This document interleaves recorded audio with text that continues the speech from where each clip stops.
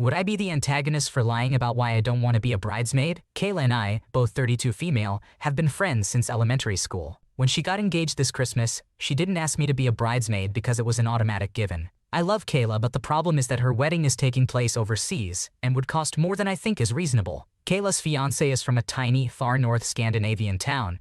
It is where their wedding is happening. A couple weeks ago, due to some family pressures, they changed the date from midsummer next year to midsummer this year, about 4 months away. Between flights, the hotel, most everything in town has already been booked for midsummer, including every spare room and couch at his family's home. So the rooms at the final available stays are around $300 per night for the 7 days of wedding events. The rental car, the bridesmaid dress, the full traditional outfit required to be worn for some of the key events, pet boarding, as well as general incidentals, and we're looking at a minimum $8,000. Kayla was very apologetic about the change when she announced it, but has not acknowledged just how big of an impact this is. My husband and I have good jobs and are lucky that we don't have to worry about the day-to-day expenses of life, but we do still have to be thoughtful and save for any larger purchases or travel. For the last 4 years, we have been saving for our 10th anniversary trip, a 3-week tour around Japan, and had just booked flights when the date change was announced. Kayla didn't know I had just booked flights, and when she broke the news, she actually said, "You're so lucky, you've been saving all that money for a vacation anyway."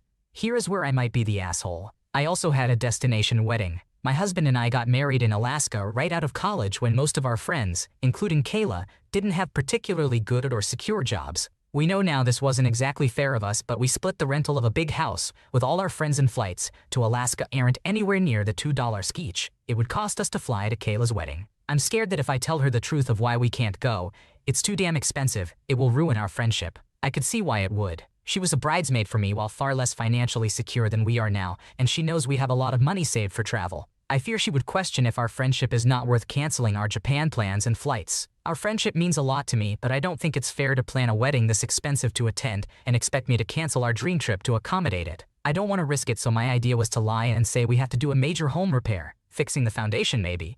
That will cost all of what we have saved plus more.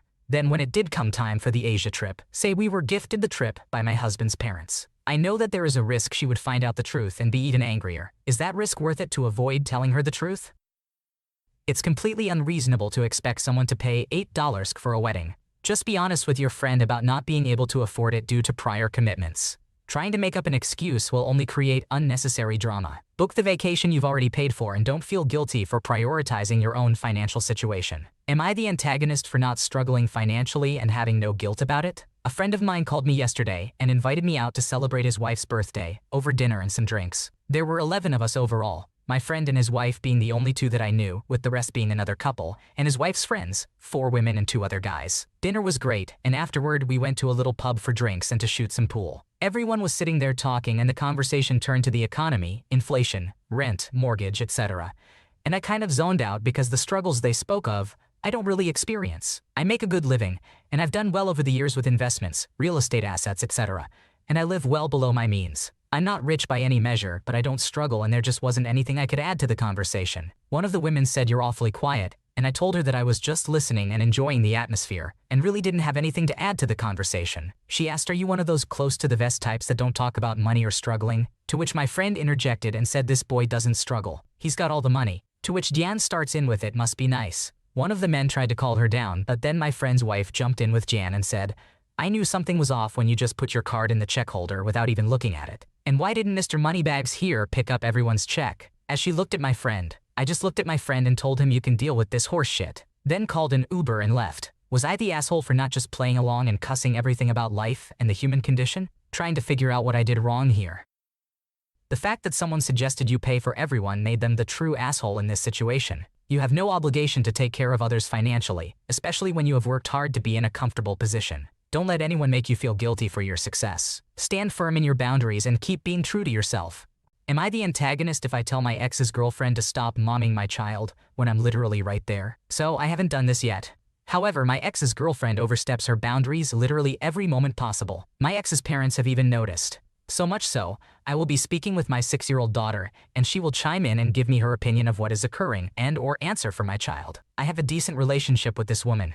I don't want to muddy the waters. But an example would be tonight, because I am leaving for a business trip. I wanted to have dinner with my daughter before I leave and cordially invited my ex and the girlfriend, as it was his day for custody. I brought along a treat for my daughter, and being any kid, she asked if she could have it. Before I could even inhale to respond to my child, his girlfriend barks up and starts telling my child she can't. I'm literally sitting right next to my daughter as this is happening. Now later on, after my daughter finished dinner, she asked again but asked her dad. He said it was okay, but that she needed to check with me and his girlfriend. I was speechless, but I kept my composure. This happens daily, as I FaceTime my daughter every morning before school. If I am trying to converse with my daughter on the phone, his girlfriend will start chatting with my daughter about nonsense, answering questions I'm asking my daughter, interject herself in all aspects. She has overstepped her boundaries so much so that recently my daughter went from calling me mommy to mama. It was cute at first, until the day I was FaceTiming her and she said to the girlfriend, mommy, and then stated that she wanted to call her mommy now. Not only did that break my heart, but reaffirmed that the title his girlfriend has given herself as mom of their house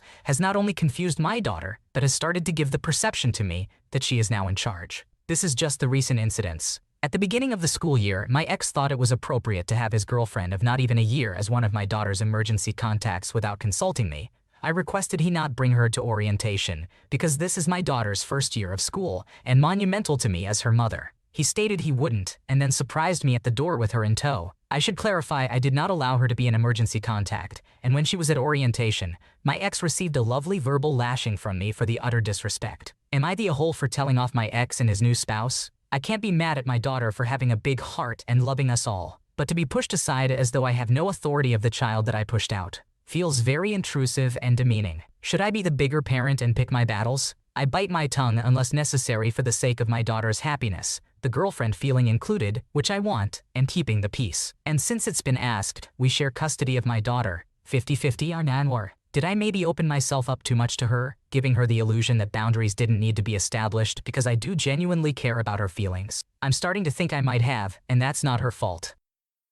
Not the antagonist, but this is a huge point of contention. Unless your ex and his girlfriend are officially in your child's life according to an agreement, this is not acceptable. Adjust the custody orders and ensure the girlfriend is not on the emergency contact list. Stand your ground and set boundaries, as you need a family counselor involved ASAP. Take charge of the situation and don't let this behavior continue. My husband doesn't want me to leave him. I, 24, left my husband, 33, and I don't know if I'm doing the right thing. I know I'm not imagining how unhappy I was before, but he insists we can fix it. I want us to live together as a happy family, but I don't trust him to follow through. I wanted to post here to get an outsider's perspective. Going to call my husband Dave. I was doing the triple burden. Working, doing housework, handing childcare, and anything else child-related. I'm responsible for buying kids clothes, arranging playdates, doctor's appointments, school events. Dave doesn't do any of these. He says I'm better at it. He also finds ways to belittle me in front of other people. He says he doesn't mean to and it's just a cultural difference, but my friends and family all find it uncomfortable. I dread going out with him with others as he'll find a way to embarrass me. Before Christmas, Dave lost a big contract so has been out of work and not really doing anything.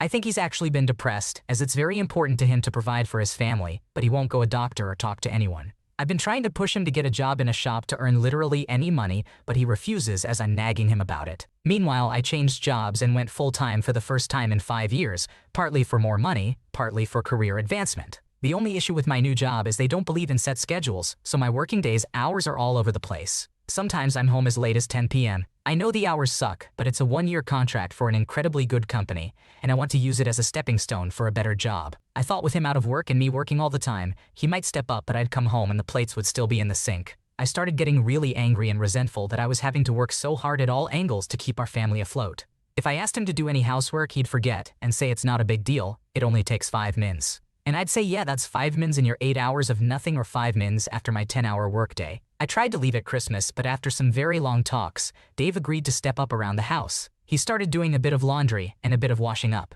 He also ran out of money, so I had to take out a large loan to cover bills. I've been paying for everything for the last 3-4 months. I approached a charity and told them everything and they agreed to help me. They paid the deposit and first month's rent for a flat, and I left last week. Since then, Dave has been devastated. He says he doesn't want to be without me, he misses me, he wants a future with me, he wants to fix this. I feel lighter than I have in a while. I'm actually excited about the new place and a fresh start, but I also feel really guilty that he's so upset. I feel like I'm betraying him. I'm torn. Do I ask him to move with me and hope, trust that a fresh start will be better? Can we get past all this damage? Or do I stay by myself and leave him suffering?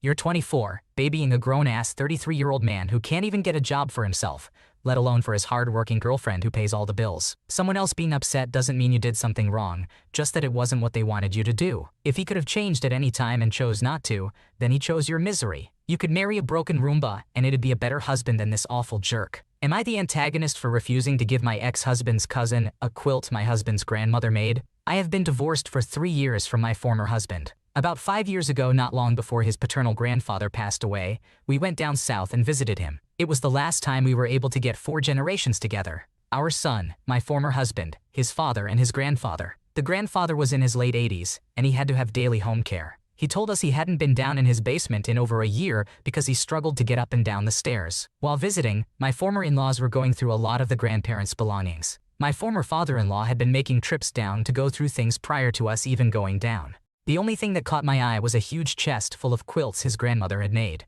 I had heard how great her quilts were and how warm they were. There were probably 10 or so quilts in the chest. My former mother-in-law gave 3 quilts to us, 3 to my sister-in-law, and she took the rest. 2 of the quilts I got were simple, but oh so warm, and 1 was more ornate. The thing I loved the most is they were so heavy and warm, like a big hug. My former husband and I separated, and he moved 5 states away, and then divorced a few months later. He didn't want the quilts because he moved to warmer climates, and in all honesty, he didn't really care whether he had them or not, as he wasn't a sentimental person. I figured I would keep them with our boys then, as they were blood, and they could be passed down in the family. About a year and a half later, my former mother-in-law called me and asked if I would give up one of the quilts to her nephew. She said he was looking for a weighted blanket, and she told him how heavy the quilts were and offered one to him. I was taken aback as to why she would ask me to give up a quilt. I know she took at least 4 quilts when we went through the chest. I told her I really didn't want to because I was going to keep them with the boys and we used them regularly.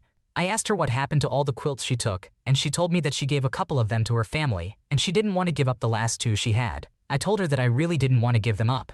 Needless to say, she was not happy and told me that I really didn't have a right to keep the quilts as I was no longer family. I told her that she was right in the essence. I wasn't married to her son any longer, but her grandsons are family. I told her that we used all 3 quilts quite regularly and didn't want to give them up, and I intended to give them to the boys when they moved out. So am I the jerk for not giving my former husband's maternal cousin a quilt from his paternal grandmother?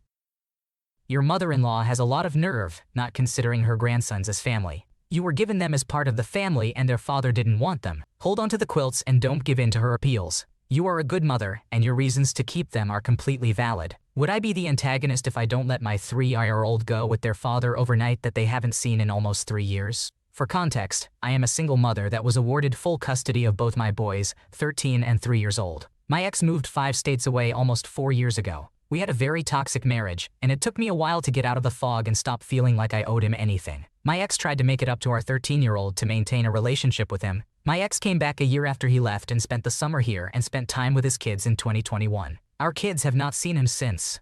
The following spring, my ex was trying to convince my oldest to come down to his state and spend the summer with him. When we divorced, our parenting time agreement was written as agreeable on both parties, but it didn't specify where our children's main residence was. I advised with a lawyer and was told that if the agreement didn't specify that the children resided with me, then there was no guarantee that our eldest would return after the summer. My ex doesn't place any importance on school. He isn't good at maintaining structure. In addition, he is the definition of a narcissist, but that is a story for another time. The fact he could attempt to keep our oldest and not return him after the summer scared me. I filed for editing the parenting time agreement to reflect that I was the primary caregiver and where their residence was, and to list their school as advised by the lawyer. The court held a hearing which I attended in person and my ex attended via Zoom. My ex showed his narcissistic side blatantly and expressed how he shouldn't have to answer to anyone on when he has his kids, and openly admitted he hadn't seen our kids in 9 months. The judge scheduled a trial for a few months later to edit the parenting time agreement per his own admission of circumstance changes. My ex-mother-in-law is a massive enabler of my ex, and I feared she would help finance an attorney for him, so I decided I needed to hire one. I didn't have any extra money, but I found a way to hire the best, most sought-after family lawyer in our county. After 2 sessions of the trial, the judge awarded me full legal and full physical custody.